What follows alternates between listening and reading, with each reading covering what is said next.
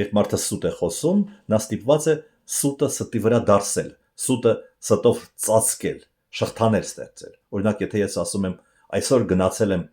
ատամի բժշկի մոտ, սուտ, ես ստիպված եմ նաև ստել, որ գնացել եմ այսինչ հասցեով գտնվող ատամնաբուժարան, որ ատամնաբուժի անունը այսինչ էր եւ ցավում էր այսինչ ատամս։ Այդպիսի շղթաները, այդպիսի ստի թագավորություն է ստեղծում ներկայիս իշխանությունը։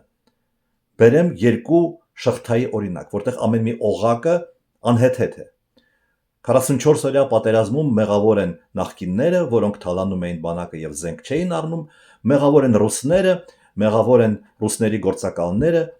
դավաճան գեներալները, 11,000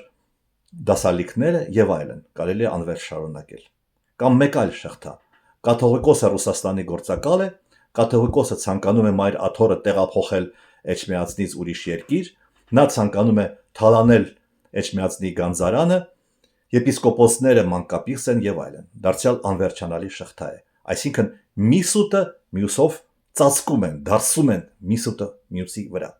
Եվ ամենահետաքրքիրն այն է, որ տասնյակ հազարավոր, գուցե 100,000-ավոր մեր հայրենակիցներ ապրում են այդ ստի աշխարհում։ Ենթադրենք նրանք մեծամասնություն են։ Ինչ է այդ պատճառով ես չպիտի ճշմարտությունը ասեմ։